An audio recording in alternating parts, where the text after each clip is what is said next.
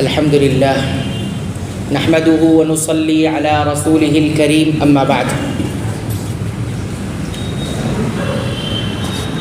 جبیر بن مطعم وہ فرماتے ہیں کہ میں نے نبی کریم صلی اللہ علیہ وسلم کو مغرب کی نماز میں سورہ طور پڑھتے ہوئے سنا۔ جب آپ پڑھتے پڑھتے سورہ طور کی آیت نمبر 35، 36، 37 ان 3 آیت پر پہنچے تو جب میں نے ان آیت کو سنا تو ایسا لگتا تھا کہ میرا دل اڑ جائے گا، ان آیت کی ہیبت سے میرا دل اڑ جائے گا۔ کہتے ہیں کہ آپ صلی اللہ علیہ وسلم نے مکمل سورہ طور کی تلاوت کی۔ اب آپ دیکھیے، مغرب کی نماز میں نبی کریم صلی اللہ علیہ وسلم عام طور سے چھوٹی چھوٹی صورتیں تلاوت کرتے تھے، لیکن آپ نے ایک مرتبہ سورہ طور کی تلاوت کی ہے۔ یہ 27ویں پارے کی سورہ ہے اور اس میں ٹوٹل 49 آیت، ایک کم 50 آیت کی صورت آپ صلی اللہ علیہ وسلم نے مغرب کی نماز میں تلاوت کی۔ بہرحال وہ کہتے ہیں کہ آیت نمبر 35، 36، 37 کی جب تلاوت ہوئی تو میرا دل ایسا لگتا تھا کہ اڑ جائے گا۔ اب دیکھیے ان آیتوں میں کیا بتایا گیا ہے۔ اللہ تعالیٰ اس آیت میں بتایا ام خلقوا من غیر شیء ام هم الخالقون، کیا یہ لوگ بغیر کسی پیدا کرنے والے کے پیدا ہو گئے، ام هم الخالقون یا انہوں نے اپنے آپ کو خود پیدا کر لیا ہے، ام خلقوا السماوات والارض بل لا یوقنون، کیا انہوں نے آسمان اور زمین پیدا کیا ہے، بل لا یوقنون بلکہ یہ یقین نہیں رکھتے، ام عندهم خزائن ربک، کیا ان کے پاس تمہارے رب کے خزانے ہیں، ام هم المسیطرون یا پھر یہ مسیطر ہے، یعنی قابو رکھنے والے ہیں۔ یہ سوال کیا گیا ہے کس سے؟ انسان سے جو اللہ کو نہیں مانتے۔ سوچئے اتنی ہیبت طاری ہوئی ان آیتوں کے سننے سے، اور جس وقت حضرت جبیر بن مطعم اس آیت کو سن رہے ہیں اس وقت یہ ابھی ایمان نہیں لائے تھے، مشرک تھے۔ اور کس لیے آئے تھے؟ یہ بدر کی لڑائی کے بعد قیدیوں کی رہائی کے لیے آئے تھے نبی کریم صلی اللہ علیہ وسلم کے پاس، اور اس کے بعد یہ باہر سے گویا سن رہے تھے۔ یہ کیا ہے؟ باہر سے سن رہے تھے۔ کہتے ہیں یہ سننے کے بعد یہی آیت میرے ایمان کے لانے کا سبب بن گئی۔ آپ سوچئے کس طرح سے قرآن حکیم کی تاثیر ہوتی ہے کہ چند آیت انسان سن لیتا ہے تو دل کا حال بھی بدل جایا کرتا ہے۔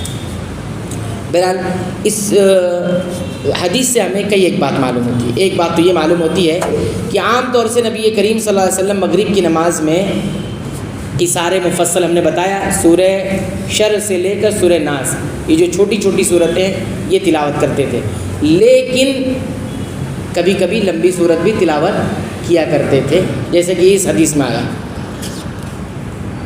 اور یہ سورہ طور کس میں آتا ہے؟ طوال میں آتا ہے۔ ہم نے بتایا تھا اوساط میں، غالباً اوساط میں یہ آتا ہے۔ سورہ قاف سے لے کر سورہ نبا تک ہم نے بتایا تھا نا، تو یہ کس میں آئے گا؟ طوال میں آتا ہے، ٹھیک ہے، یعنی لمبی لمبی صورتیں۔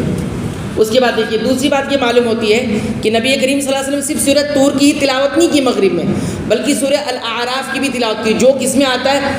مطول میں آتا ہے، قرآن کے بڑے حصے میں آتا ہے، طویل حصے میں، جس میں بہت دیر کے بعد بسم اللہ الرحمن الرحیم کی جگہ آتی ہے۔ تو سورہ الاعراف کی تلاوت بھی آپ نے کی ہے، سورہ صافات کی بھی تلاوت کی ہے آپ صلی اللہ علیہ وسلم نے، اسی طرح سورہ دخان، سورہ المرسلات، سورہ 3 کی تلاوت والتین والزیتون جو عشاء میں تلاوت کرتے تھے، اس کی بھی تلاوت کی ہے، اور معوذتین بھی یعنی سورۃ الفلق اور سورۃ الناس، اس کی بھی تلاوت آپ صلی اللہ علیہ وسلم نے مغرب کی صلاۃ میں کی ہے۔ تو یہ آپ کو بتایا جا رہا ہے کہ سنت کا طریقہ کیا کیا ہے، رسول اکرم صلی اللہ علیہ وسلم نمازوں میں کیا کیا تلاوت کرتے تھے۔ دوسری بات ہوتی۔ تیسری بات یہ دیکھیے جو اس حدیث سے معلوم ہوتی ہے وہ یہ کہ جبیر بن مطعم نے یہ جو واقعہ بیان کیا ہے، یہ واقعہ ان کے ساتھ کب پیش آیا تھا؟ حالت کفر میں پیش آیا تھا، جبکہ وہ کافر اور مشرک تھے، اور بیان کب کر رہے ہیں؟ ایمان لانے کے بعد، اور ان کی باتوں کو، روایتوں کو قبول بھی کیا گیا۔ اس سے یہ مسئلہ معلوم ہوا کہ اگر کوئی حالت کفر میں کوئی چیز دیکھتا ہے، سنتا ہے، کرتا ہے، لیکن ایمان لے آتا ہے تو اس کی باتوں کو قبول کر لیا جائے گا، اس کی باتوں کو قبول کر لیا جائے گا، جیسے کہ ان کی روایت کو قبول کیا گیا۔ ایسے ہی اگر کوئی فاسق تھا اور بعد میں توبہ کر کے نیک ہو گیا تو اس کی بات کو بھی قبول کیا جائے گا، جیسے کہ ان کی روایت لی گئی، ان کی شہادت بھی لی گئی۔ چوتھی بات جو اس حدیث سے ہمیں یہ بھی معلوم ہوتی ہے کہ نبی کریم صلی اللہ علیہ وسلم حالات اور ظروف کے اعتبار سے کیا کرتے تھے، قرآن کی جو قرات ہوتی تھی اس کا انتخاب کیا کرتے تھے۔ اب چونکہ یہ واقعہ دوسروں کو سنانا بھی تھا، نبی کریم صلی اللہ علیہ وسلم اپنی دعوت نمازوں کے ذریعے بھی پہنچانا تھا، اس لیے نبی کریم صلی اللہ علیہ وسلم وہاں پر دیکھیے اس صورت کا انتخاب کیا، اور دیگر مشرکین اور کافرین اس کو سن رہے تھے، جس میں سے جبیر بن مطعم جو ہے وہ ایمان بھی لے آئے۔ ٹھیک ہے۔ اور پانچویں بات اس حدیث سے ہمیں یہ بھی معلوم ہوتی ہے کہ قرآن اگر واقعی معنوں میں کوئی سنے تو اگر وہ کافر ہے، انکاری ہے، تو وہ اقراری بن جائے گا، اتنا اثر ہے اس کے اندر، اور اگر کوئی کمزور ایمان والا سنے تو ایمان میں اضافہ ہوگا۔ ہم اپنے دلوں کو ٹٹولنا چاہیے کہ کیا واقعی قرآن کے سننے سے ہمارے ایمانوں میں ہلچل ہوتا ہے، اس کا اثر ہمارا دل قبول کرتا ہے، یہ غور کرنے کی بات ہے۔ چھٹی اور آخری بات یہ بھی دیکھیے، اس حدیث کے ایک راوی ہیں، وہ یہ کہتے ہیں کہ جبیر بن مطعم نے جو یہ کہا ہے کہ جب نبی کریم صلی اللہ علیہ وسلم پڑھتے پڑھتے ان 3 آیات کو پر پہنچے تو میرا دل اڑ جائے گا، ایسا لگتا تھا اس کی ہیبت سے۔ تو راوی ایک ہے اس حدیث میں سفیان بن عیینہ، وہ یہ کہتے ہیں کہ یہ والی بات میں نے اپنے استاد زہری سے نہیں سنی ہے، میں نے ان کے جو دوسرے شاگرد تھے ان سے سنی ہے یہ بات۔ یہ امانت داری کا تقاضا ہے کہ جو بات میں نے جس سے سنا ہے اور جیسا سنا ہے وہ بیان کریں، یہ امانت داری ہوتی تھی راویوں کی، جو ثقہ راوی ہوتے تھے، معتبر راوی ہوتے تھے، اور خاص طور پر حدیث کے تعلق سے۔ تو وہ یہ کنفرم کر رہے ہیں اور یہ کلیئر کر رہے ہیں کہ یہ جو آخری والی بات ہے کہ جبیر بن مطعم نے کہا کہ نبی کریم صلی اللہ علیہ وسلم نے یہ آیت جب تلاوت کی تو میرا دل اڑ گیا، یہ بات میں نے یہ بات میں نے اپنے استاد سے نہیں سنی بلکہ ان کے جو اور دوست تھے ان سے میں نے یہ سن لی ہے، اس لیے یہ بات جو ہے میں اپنے استاد سے براہ راست نہیں سنی ہے۔ اس سے یہ معلوم ہوا کہ راوی بہت اس بات کا خیال رکھتے تھے کہ جیسے ہم سنے ہیں ویسے ہی بیان کیا ہے۔ یہی امانت داری کا تقاضا ہے، اور یہی جو ہے اخروی اعتبار سے ہمارے لیے فائدہ مند ہے۔ اگر ہم باتوں کو ادھر ادھر گھما کر اور اپنے سے ملا کر اور کسی اور کی طرف منسوب کر کے کریں گے تو یہ جھوٹ ہو جائے گا۔ آپ نے سنا ہے ان سے اور آپ بیان کریں، ایسا لگتا ہے کہ آپ نے ڈائریکٹ ان سے سنا ہے۔ بات اگر آپ کسی اور کی کر رہے ہیں اور آپ کہہ رہے ہیں کہ میں نے ان سے سنا ہے اور آپ سنا تھے ان سے، تو یہ کیا ہو جاتا ہے؟ جھوٹ ہو جاتا ہے۔ اس لیے اس چیز کا خیال رکھنا چاہیے، ہے نا۔ عام طور سے بیان کرنے میں ہاں میں بھی سنا ہوں، نہیں، آپ نے کس سے سنا وہ بتائیے، ہے نا۔ یہ عدل کا تقاضا ہے، انصاف کا تقاضا ہے۔ آپ کے لیے بھی اچھا ہوگا اور سننے والے کے لیے بھی یہ بہتر ہوگا۔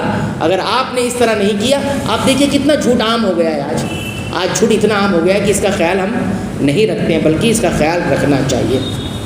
اس سے آپ کی عدالت یعنی آپ کے معتبر ہونے کا جو ہے مزاج آپ کا پیدا ہوگا، اور آپ اخروی اعتبار سے، جیسے عمر رضی اللہ عنہ کہا کرتے تھے، جس نے اپنی زبان لمبی کی یعنی خوب زیادہ بولتا ہے اس کی غلطیاں زیادہ ہوتی ہیں، اور جس کی غلطیاں زیادہ ہوتی ہے اس کی حیا کم ہو جاتی ہے۔